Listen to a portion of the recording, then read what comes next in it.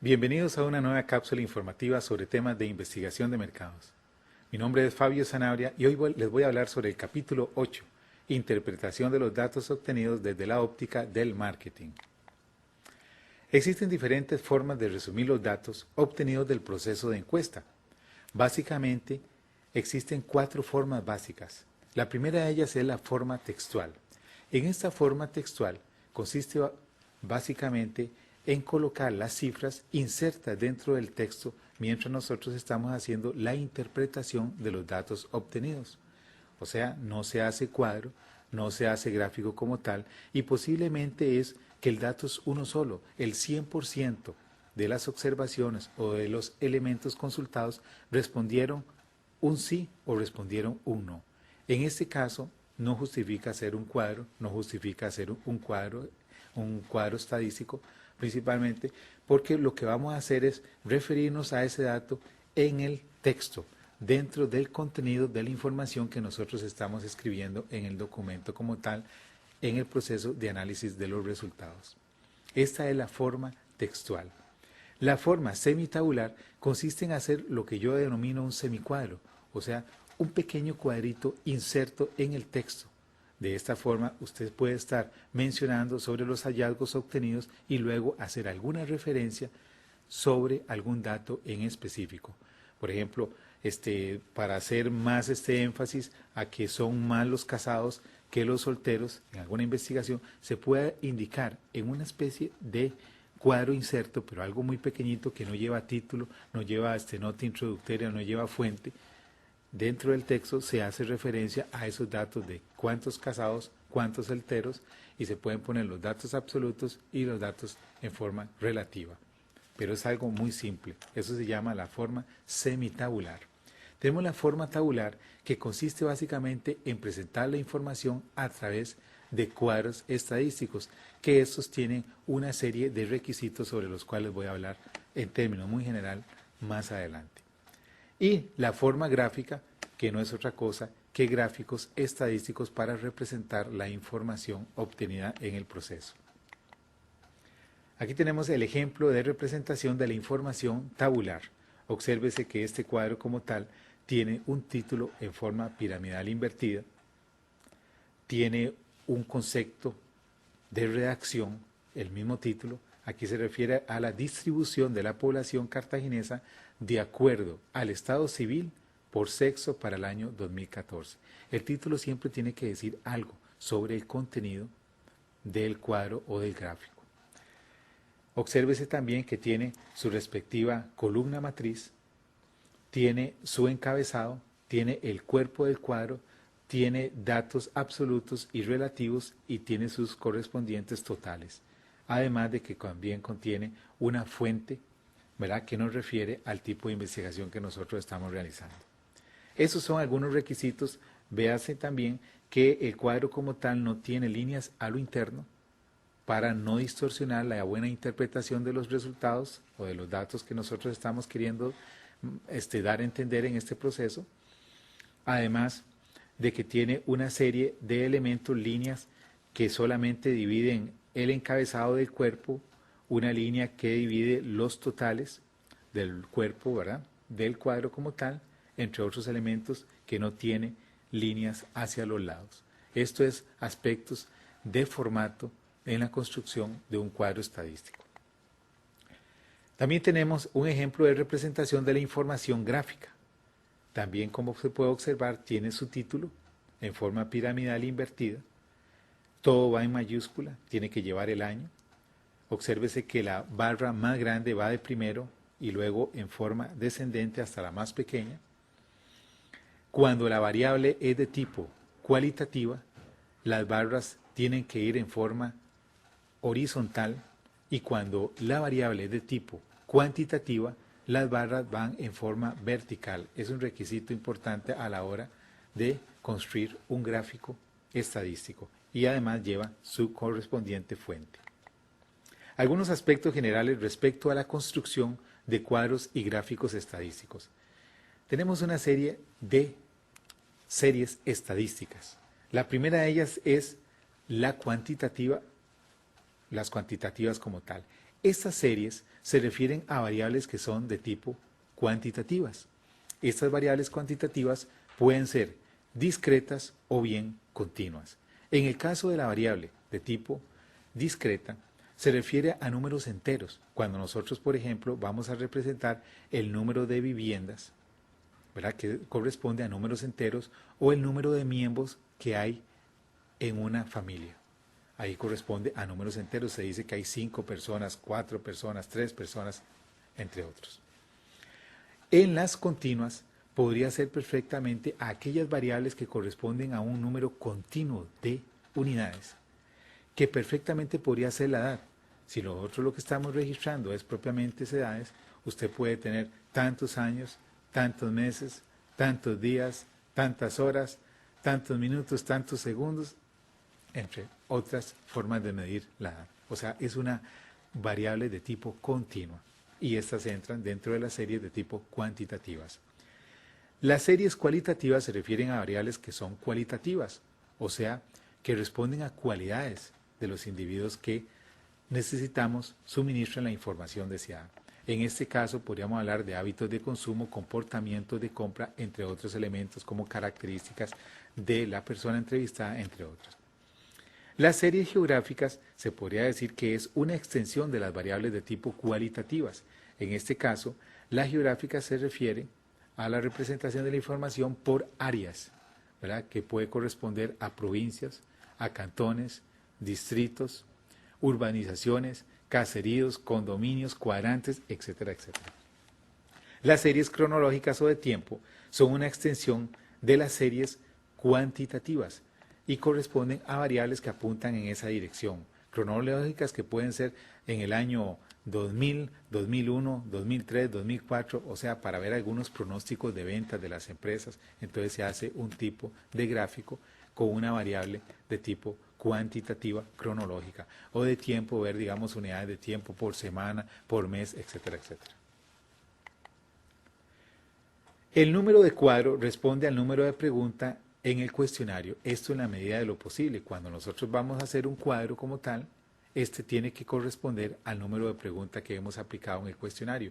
No siempre sucede de esa manera porque a veces no se hace cuadro como tal, porque no permite la información que nosotros estamos procesando el realizar un cuadro estadístico. Posiblemente vamos a tomar la decisión de hacerlo de manera textual y como tal, entonces ahí perdemos esa continuidad. Pero en la medida de lo posible, cuando es un cuestionario muy concreto, donde sí da para hacer cuadros por cada una de las preguntas, entonces este tiene que corresponder al número de cuestionario, o sea, el cuadro corresponde al número de pregunta en el cuestionario. El título se deriva de las preguntas del cuestionario, o sea, tiene que guardar relación. No se vale que en un cuadro estadístico nosotros coloquemos la pregunta como tal. No, tiene una redacción específica. Normalmente sugiero que cuando son varios los elementos que nosotros vamos a representar en este cuadro, se hable de una distribución. Cuando viene de una pregunta de tipo dicotómica, 2 opciones, que se utilice la palabra clasificación y ahí el resto. Distribución de los encuestados de acuerdo a sus intenciones de compra, etcétera, etcétera. Clasificación de los encuestados de acuerdo a su género, entre otros elementos, y finalizar con el año.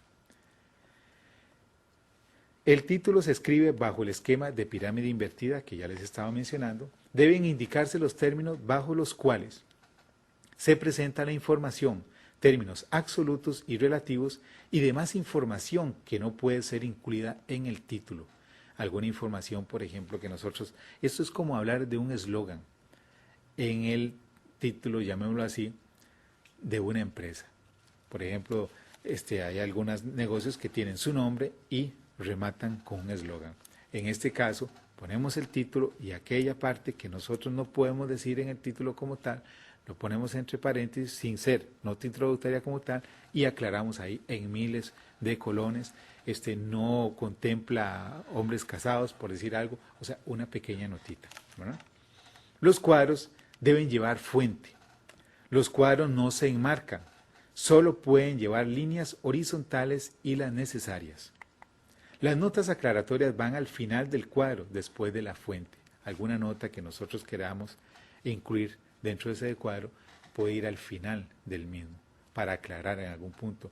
Cuando lo que vamos a aclarar obedece a digamos, a un término cualitativo, digamos, casado, soltero, entonces colocamos un número seguido de un slash.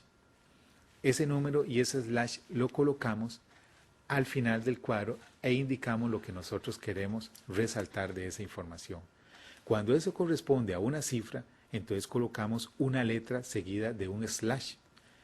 Lo ponemos abajo también e indicamos la nota que nosotros queremos hacer con respecto a ese dato que estamos indicando con la letra y el slash. Se deben presentar de la manera más formal posible, sin colores de relleno o cualquier modificación que altere la interpretación de los datos contenidos en el cuadro. Esto porque los cuadros tienen una finalidad, facilitar la interpretación de los datos. En la medida en que nosotros cumplimos con este cometido, mejor va a ser la interpretación y el análisis de los resultados obtenidos en el proceso de investigación. Cuando los cuadros son confusos, no facilitan la interpretación de los datos. Así que tenemos que tratar en la medida de lo posible de presentarlos lo más claritos posibles. Recomendaciones para la construcción de gráficos estadísticos. La información se presenta solo en términos porcentuales, a diferencia de los cuadros que presentan los términos absolutos y los relativos. En los gráficos solamente se presentan las barras con el porcentaje, o sea, con términos relativos como tal. Los gráficos se derivan del cuadro respectivo, es decir, el origen de un gráfico siempre es un cuadro. Esto es una regla importante a tomar en consideración. Una consideración es determinar el origen de la variable de cada gráfico. Esto es algo también importante si es de tipo cualitativa o si es de tipo cuantitativa, como lo mencioné hace un rato. Si es de tipo cualitativa, las barras tienen que ser en forma horizontal, y si es de tipo cuantitativa, las barras van en forma vertical. Eso cuando utilizamos gráficos de barras. Pero se pueden utilizar otras formas de representación de la información en términos gráficos. Sin embargo, las barras son una forma de interpretación muy adecuada. Los gráficos circulares también, la barra 100%, en algunos casos los compuestos, pero hay algunos gráficos que no se prestan definitivamente para este tipo de análisis de la información. Gráficos de líneas, gráficos de puntos podrían entorpecer la buena interpretación de los datos. Si bien es cierto, son muy complejos, son muy bonitos en algunos casos de ver, a veces lo bonito no facilita la buena interpretación de los resultados obtenidos. Todos los gráficos deben llevar número, título, fuente y cualquier otro elemento necesario, al igual que los cuadros. Esto es regla general tanto para cuadros como para gráficos. Los gráficos no se enmarcan de la misma manera que los cuadros, no llevan líneas a lo interno, no se colocan tramas o alteraciones que dificulten su interpretación. Es muy dado que se pongan colorcitos en cada una de las barras, eso podría ser a lo sumo. Pero ponerle colores a las barras y ponerle un tramado de fondo, como lo salen en Excel y en otros programas, no es la forma más adecuada de presentar este tipo de información. En los gráficos, cuando no se registran datos sobre una opción de respuesta, no se representa. Vamos a hablar ahora sobre la forma de codificación de los datos. Una forma muy sencilla, porque la forma de procesar toda esta información para convertirla en gráficos, en cuadros, existen programas para ello. Se puede utilizar el mismo Excel o bien programas como el SPSS, que nos permite tener la información ya debidamente resumida. Nos permite ir un poco más allá. Sin embargo, ese no es el objetivo de esta cápsula informativa. Es dar una herramienta bastante básica, muy simple, para el uso de ustedes, en el caso de los estudiantes, de que puedan perfectamente interpretar este contenido y ponerlo en práctica de la manera más simple posible. Porque evidentemente no todos tienen estos programas del SPSS, no todos conocen la utilización de esta herramienta. Entonces aquí les doy aspectos básicos para que ustedes puedan hacer el análisis de una manera simple. En el caso de la codificación, es muy simple que se coloquen números en la parte derecha de cada una de las opciones de respuesta para luego codificarlas. En el caso de esto, menos de 20 años le ponemos 1, de 20 a 30 años lo ponemos con el código 2, de 31 a 40 años con el código 3 y así sucesivamente hasta el código número 5, que es la última opción de respuesta. En el género solamente tenemos dos opciones, la 1 y la 2. Luego que hacemos esto en todas las preguntas, todas las opciones de respuesta, lo que vamos a hacer es un cuadro general que nos muestra todas las encuestas que nosotros hemos hecho y cuáles son las opciones seleccionadas por el entrevistado. En el caso del instrumento 1, con respecto a la edad, esta persona escogió la opción número 3. Sobre el género, que es lo que estoy mostrando en la anterior diapositiva, es de género 1, o sea, es hombre. Y en las otras no las mostré por aspectos lógicos, ¿verdad? Que sería muy grande esto. Y entonces se vuelven a representar todas de la misma forma y ya tenemos ahí una panorámica de todas las opciones de respuestas de los entrevistados. Ahora, para resumirlas, lo que utilizamos es el siguiente resumen de distribución de respuestas por encuestado. Y con respecto a la edad, 3 personas seleccionaron la opción 1. Aquí tenemos 2 personas la opción 2, 3 personas la opción 7, 8 personas la opción 4, 5 personas la opción 5. Y así nos vamos. Con respecto al género, 8 individuos seleccionaron la 1, o sea, son hombres, 17 personas seleccionan la opción 2, o sea, son mujeres, y los otros no registran dato, porque no tiene más opciones de respuesta. Y así sucesivamente con todas las demás.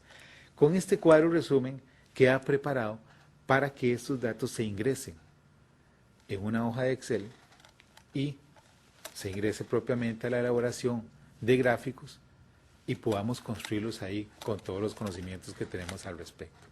Se hace el cuadrito en Excel y luego se puede hacer el título en Word para que este no quede así ordenado en forma lineal como si lo saca el Excel, y poderlo presentar en forma piramidal invertida, todo en mayúscula y de una manera más agradable a los ojos de la persona que va a interpretar los resultados del proceso de investigación.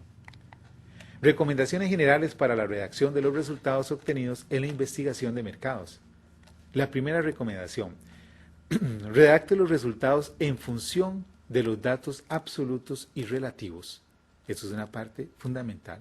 O sea, que quede bien claro que el 30% de los individuos encuestados, y decir, si son 100 personas, 30 personas entre paréntesis, fueron hombres, y el 70%, y entre paréntesis poner el dato absoluto, 70 personas, fueron mujeres. Eso tiene que quedar bien representado en el análisis de los resultados. Algo importante para poder dar el impacto que tiene a nivel absoluto, o sea, cuántas personas se consultaron, y el impacto también a nivel relativo, en porcentajes. Realice un análisis después de cada cuadro y de cada gráfico. Si bien es cierto, en algunas investigaciones se les indica al estudiante de que puede hacer prácticamente uso de un índice de cuadros y un índice de gráficos. Esto es válido también. Lo que pasa es que es un poco incómodo referirse a un cuadro solamente con lectura, la persona está leyendo, y hacer referencia en un índice, y uno tiene que ir a buscar dónde está ese cuadro, dónde está ese gráfico al cual se está refiriendo en el análisis respectivo de los resultados. Queda un poco incómodo. Sería mejor colocar el cuadro y hacer una breve descripción de lo que contiene ese cuadro, colocar el gráfico y hacer énfasis en los puntos que realmente queremos resaltar, porque este es el objetivo básicamente del cuadro, resaltar los puntos importantes en términos relativos. Ahí quedaría especial, porque queda muy bien, queda muy entendible. Trate de que cada pregunta tenga su análisis correspondiente, o sea, cada pregunta va a tener su forma de representar la información, sea textual, sea semitabular, sea a través de un cuadro, por lo general, cuando se hace cuadro, se hace gráfico también para darle mayor énfasis, ¿verdad?, al punto. Así que todas las preguntas, sin excepción, tienen que tener su respectivo análisis. Hay investigaciones que se brincan algunas preguntas. No entiendo cuál es la intención de eso. Si realmente no se iba a someter dentro del análisis correspondiente, ¿para qué se aplicó esa pregunta? Todas las preguntas tienen una razón de ser dentro del instrumento de medición de los resultados que es el cuestionario. Evite hacer apreciaciones subjetivas o afirmaciones que forman parte del estudio. En algunos casos hablamos más de la cuenta a la hora de referirnos a esos resultados obtenidos. Eso que estamos hablando además puede perfectamente interpretarse como conclusiones a las que se llegó con respecto a esa variable que se está analizando. Entonces decir que hubieron más mujeres entrevistadas que hombres se debe a que es una población donde hay más mujeres porque tradicionalmente el género femenino ha abundado a través de los tiempos y que se tiene algún tipo de dato histórico al respecto. Eso es un tipo de conclusión. No es necesario colocarlo dentro del análisis correspondiente porque a la hora de que vamos a hacer las conclusiones como tal, no tenemos prácticamente que anotar en ese campo. Así que es fundamental que hagamos el análisis de resultados simple y sencillamente con los datos arrojados en el proceso de investigación, datos de tipo absolutos y relativos, el 30% fueron mujeres, el 70% fueron hombres, por decir algo, ¿verdad? Con sus datos relativos, con sus datos absolutos bien indicados, y luego en las conclusiones hacemos todas esas interpretaciones, todos esos elementos que queremos nosotros anotar ahí de más.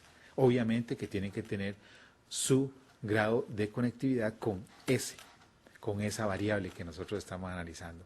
Porque a veces se hacen ya apreciaciones que son de tipo subjetivas, que no tienen nada que ver, que lo que estamos diciendo prácticamente revierte la necesidad de volver a hacer otro estudio para poder comprobar esa información que estamos emitiendo, en cuyo caso esas conclusiones se ven totalmente alteradas y no nos van a servir de nada. Pero decir cosas que realmente dan al traste al asunto que estamos nosotros interpretando está totalmente válido. Evita hacer apreciaciones subjetivas o afirmaciones que no forman parte del estudio. A eso es lo que me estaba refiriendo propiamente. ¿Cómo se redactan las conclusiones en una investigación de mercados? Cada análisis de resultados por pregunta debe generar una conclusión. Esto es lo ideal. Cada análisis tiene que tener sus propias conclusiones. Eso sería lo ideal, porque estamos ahí manteniendo un buen hilo conductor de pensamiento. Vean ustedes qué importante, cómo nos vamos a perder en el proceso. Esas conclusiones salen de los resultados y si todo lo llevamos bien, desde el planteamiento del problema, desde los objetivos, seleccionando adecuadamente las variables, haciendo las preguntas que tengan indicadores que se relacionan propiamente con esas variables a investigar, todo el asunto nos va a salir perfectamente bien. Utilice los argumentos válidos para luego establecer las premisas que sustentan sus conclusiones. Concluya por cada uno de los objetivos del estudio, cuando el cuestionario sea muy grande o tenga muchas preguntas de clasificación e identificación. En este caso, por estilo, sería bueno hacer una conclusión por cada análisis de resultados, en cuyo caso si hemos hecho 15 preguntas, pues vendrán 15 conclusiones. Sin embargo, si les suena hacer mucha conclusión y ustedes quieren resumir un poco el asunto, se puede hacer conclusiones por objetivo. O sea, cada objetivo da lugar a ciertas preguntas dentro del cuestionario. No de forma equitativa. Puede ser que usted hizo 2 preguntas con respecto al objetivo 1, pero hizo 4 con respecto al objetivo 2.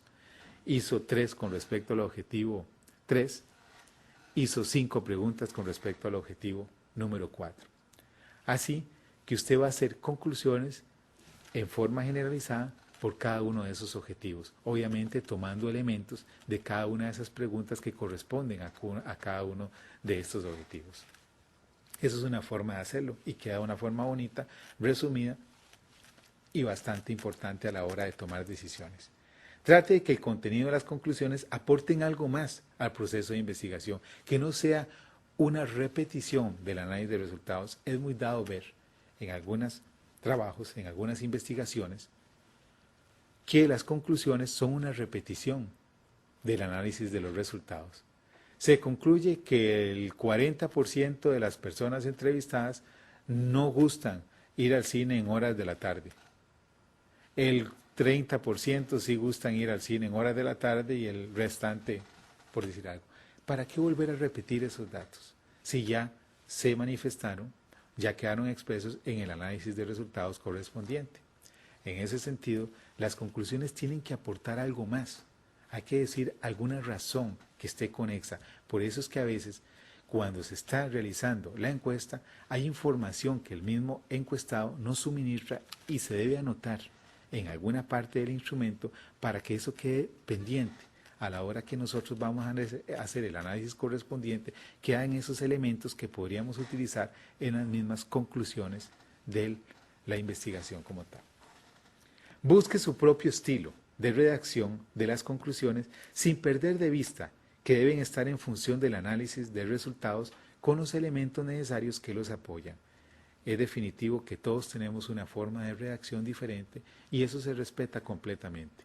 Lo que pasa es que tiene que ser información que sea fehaciente, que sea información que tenga relación, obviamente, con los resultados obtenidos en el proceso de investigación y así el asunto queda como tiene que ser.